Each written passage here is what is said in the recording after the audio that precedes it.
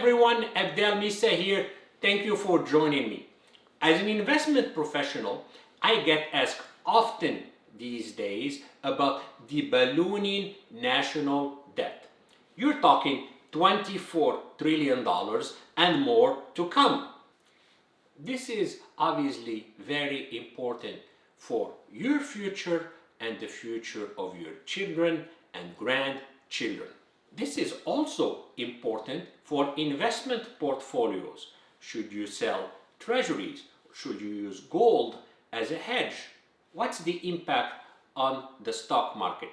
These are questions that I ask myself every day as a chief investment officer.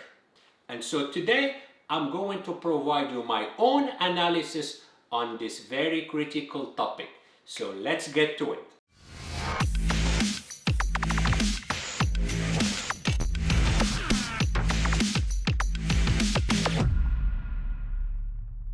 So here is the game plan.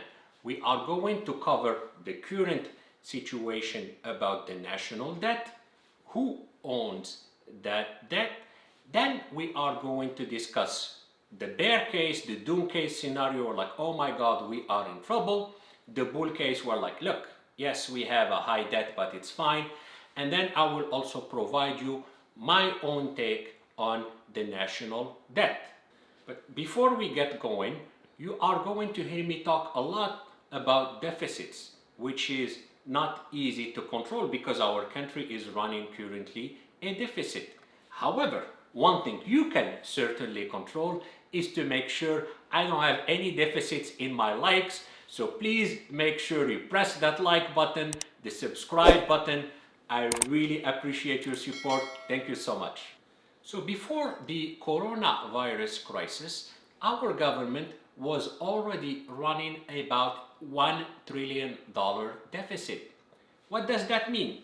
It means that the government is spending over $1 trillion of revenues that it's making.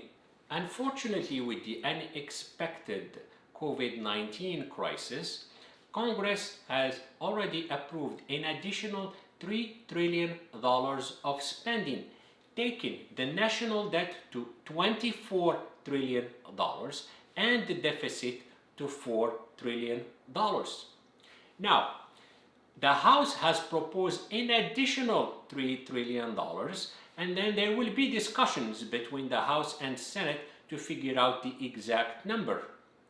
Now, you are talking about potentially a $27 trillion of debt and a $7 trillion deficit this year. These are unheard of numbers. So who owns our national debt? $6.8 trillion are owed to foreigners.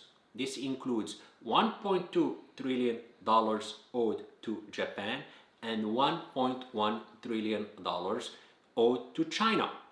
By the way, one argument I often hear is, what if China offloads all the debt? They could potentially sell all the treasuries, dump them, and then cause interest rates to go up. My personal opinion is I don't think the Chinese will do that because they will lose a lot of money. And then, because the debt is in US dollar, the Fed could easily step in and buy the treasuries that the Chinese will be selling. Who owns the rest of the national debt? Well, the Fed owns more than $4 trillion. Other branches of the government also own that. So for example, state can own US Treasuries to fund their liabilities. And then the rest is owned by individuals and institutional investors. Let's now look into the bull case and the bear case regarding the national debt. The bear case will be the doomsday. We're in big trouble, and the bull case will be like, look, yes, the debt is high, but we are totally fine. Let's start with the bear case. And the first argument is we have a high debt to GDP. Not only we have high debt, but also when you compare the debt relative to what the country produces, the total products that the country makes, which is the GDP, when we compare the debt to the GDP, which is one of the common metrics to evaluate the debt of nations, it's also very high. And by the end of this year, it could be at 133%, which is a big number. The second argument for the bear case is we are going to run into a vicious circle. With increased deficits, we have to finance these deficits more and more. And therefore, we really have two choices. Choice number one is to monetize debt, i.e., the government prints money. Or choice number two is we are going to lower spending and increase taxes, leading to lower growth. So in both cases, basically, we will be doomed. The third argument for the bear case is related to the unsustainable growth in entitlement programs such as Social Security, Medicare, and Medicaid. By some estimates, when you take the net present value of the deficits of these entitlement programs, you reach $45 trillion. Okay, that's a huge number that you need to include in the calculation of how much the government owes. Let's now look at the bull case. The first argument is like, yes, we have a high debt to GDP that can reach 133%, but look at a country like Japan, okay? Their debt to GDP is at 238%. And also, let's not forget that the US dollar is the world reserve currency, unlike the Japanese yen. So even though we have increased deficits, we can expect other nations to help us finance the debt because they do need US dollars for their trades.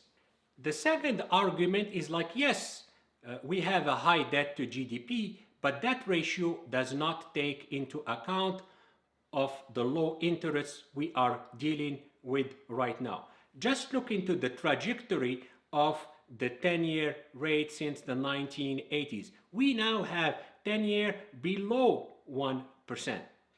Just take the extreme case if we were dealing with negative interest rates. I mean, the government will be paid to borrow money, and therefore you can even increase the debt higher. The third argument is you cannot look only at the debt side of the equation, you also have to look at the asset side of the equation.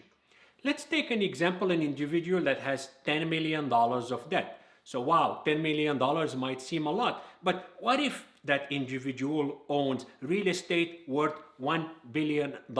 And maybe they also own Amazon stocks worth $2 billion. Then in that case, the $10 million does not seem that high. Well, in the case of the United States of America, the government owns assets such as land, building. By some estimates, just the fossil fuel resources that the government owns are estimated to be at $150 trillion. So you have got to take that into account and not just consider the high debt we are dealing with. Now that we have covered both the bull and bear case for the national debt, let me give you my own opinion. Like many things, it's not just black and white. It's way more complicated. This coronavirus crisis brought to us something that's totally unexpected. And to me, the government had to act very strongly to avoid a worst case scenario. So we really had no choice but to increase the debt to fight this pandemic and its effects. From my perspective, the current national debt is high, but it's still manageable, especially given the low interest rate environment and the fact that the US dollar is the world reserve currency. However, I believe that the current situation is not sustainable. the government has to think forward about creative ways to reduce the debt to GDP. For example, entitlement programs such as Social Security, Medicare, Medicaid have to be reformed, and we really have no choice but doing that. Also, the government has to be very creative in how they finance the debt. The government should issue long-term bond, 30-year plus, or maybe even perpetuity bond to take advantage of the current interest rate environment. In summary, I believe that if the government takes the right actions, we will be just fine managing the debt, just like what we did after World War II, when the debt to GDP was extremely high as well. With that, I hope you enjoyed the fascinating topic that we covered today. I have put a lot of effort to put it together and make it easy for you. So I would really appreciate if you can like and subscribe, and please feel free to write comments and ask me any questions you have. Thank you so much for your support, and I will see you next time.